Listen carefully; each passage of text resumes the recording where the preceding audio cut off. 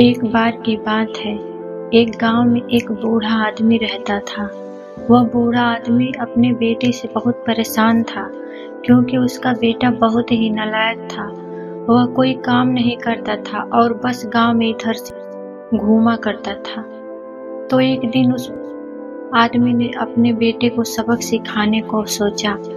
उसने अपने बेटे को अपने पास बुलाया और उससे कहा कि बेटा, घर के अंदर अलमारी में एक घड़ी रखी हुई है, तुम उसे निकाल कर लाओ।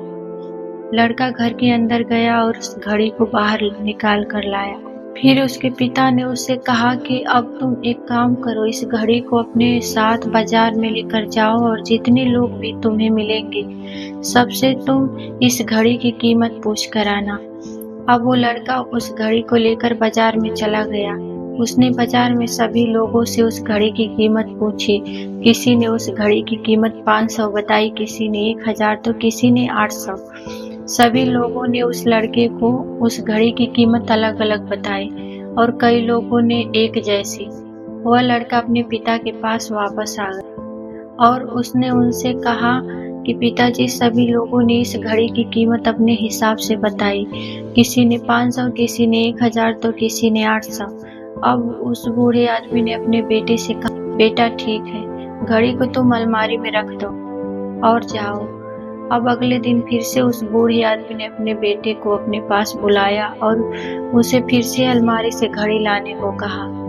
लड़का फिर जाता है और अलमारी से घड़ी निकाल कर लाता है। और अब उस बूढ़े आदमी ने अपने बेटे से कहा कि बेटा जाओ, आज तुम इस घड़ी के अंदर जो समय चल रहा है उसकी कीमत पूछ कर आओ। लड़के को समझ नहीं आ रहा था कि उसके पिताजी उससे क्या करवाना चाह रहे हैं। वह दुखी मन से फिर से घड़ी को लेकर बाजार में चला जाता है और सभी लोगों से उस घड़ी के अंदर जो समय चल रहा था उसकी कीमत पूछता है। लोगों को लगता है कि इस लड़के की मानसिक स्थिति ठीक नहीं है। कल यह घड़ी की कीमत पूछने आया था और आज समय के बहुत से लोगों ने उसे भगा दिया और कुछ लोग उस पर हंसने लगे। अब लड़का परेशान हो जाता है और सोचता है कि यह मेरे साथ क्या हो रहा है। तभी वह आखिरी बार एक बूढ़े आदमी की दुकान पर जाता है। वह बूढ़ा आदमी बहुत व्यस्त था। वह लड़के का सवाल सुनते ही समझ गया कि लड़का उससे क्या पूछना चाह रहा है। उस बूढ़े आदमी ने अपना कुछ समय निकालकर उस लड़के से कहा, बेटा, यह जो समय है ना, जिसकी तुम कीमत पूछ रहे हो, इसकी कोई कीमत नहीं लगा सकता है। तुम करोड़ों रुपए देकर भी अपनी जिंदगी का एक सेकंड भी वापस नहीं ला सकते हो।